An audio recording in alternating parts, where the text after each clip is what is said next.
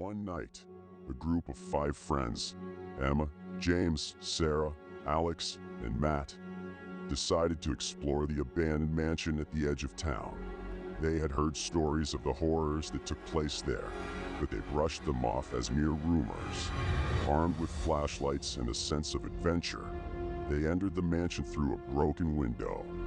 As they made their way through the creaky old rooms, they felt a sense of unease. The walls were covered in peeling wallpaper, and the furniture was covered in dust and cobwebs. The only sound was the sound of their footsteps echoing through the empty halls. Eventually, they stumbled upon a hidden chamber in the basement. The door was partially ajar, and they could hear strange noises coming from within. Curiosity got the better of them, and they cautiously entered the room. The walls were lined with instruments of torture, and the stench of blood and decay filled the air. Chains hung from the ceiling, and there were tables covered in strange-looking tools. The group froze in horror, unable to believe what they were seeing. Suddenly, the door slammed shut behind them, and they heard a sinister laugh. They turned to run, but the door was locked. They were trapped, and they knew they were not alone. A big man in the scars with a turtle mask on his face entered the room. There was a bloodied axe in his hands. A feeling of dread settled over them as they realized that they were not in control of their fate. The first to go was Alex.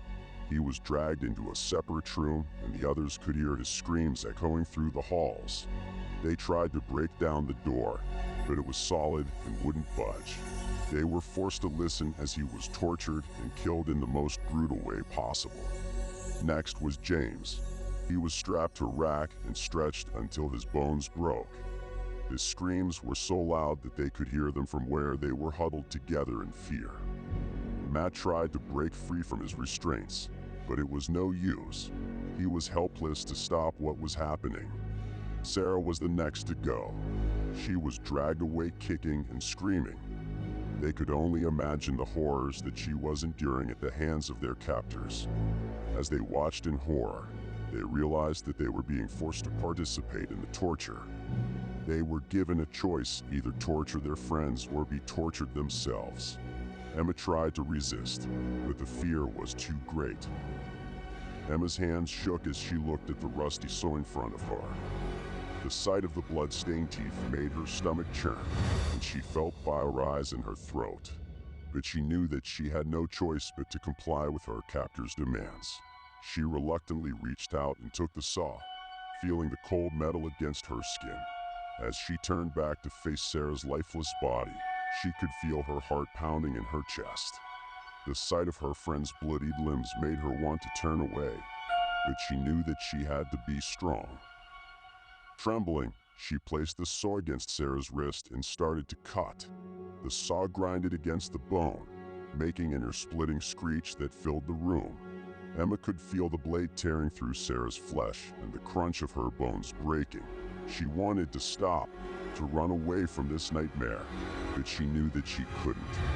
Her own survival depended on it. As Emma continued to dismember Sarah's body, the room filled with the stench of death and decay. The sound of her saw echoed through the halls, the only sound in an otherwise silent house.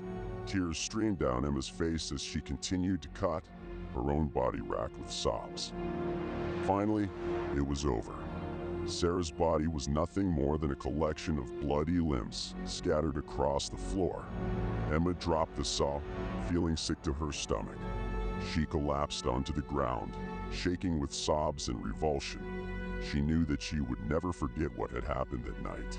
The sound of the bones breaking, the feel of the saw in her hand, the sickening stench of death. It would haunt her for the rest of her life. Matt was given the task of stretching James on the rack. He could hear the bones snapping and knew that his friend was in agony. Matt's heart raced as he approached James, who was already strapped to the rack. He could see the terror in his friend's eyes, and he felt a wave of guilt wash over him. He didn't want to do this. He didn't want to hurt his friend, but he knew that he had no choice. With trembling hands, Matt began to turn the crank, stretching James' body to the breaking point. He could hear the bones snapping and cracking. James' screams were like a knife in Matt's heart, reminding him of what he had done. He tried to block out the noise, but it was impossible. The sound of James' bones breaking was like thunder in his ears, and it felt like it would never end. As the minutes turned into hours, Matt felt himself breaking down. He couldn't take it anymore. He wanted it to be over. He wanted to stop the pain, but he knew that he couldn't. He was trapped in this nightmare, forced to watch his friends suffer. When it was finally over, Matt collapsed onto the ground, gasping for air. He felt like he had been punched in the gut, and he could barely breathe. He knew that he would never forget what had happened that night. The sound of James' bones breaking would haunt him for the rest of his life, a constant reminder of the horrors that he had endured. In the end, only Em and Matt remained. They were allowed to go. They were scarred for life, both physically and emotionally.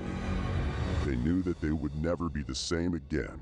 The horrors they had endured would stay with them forever.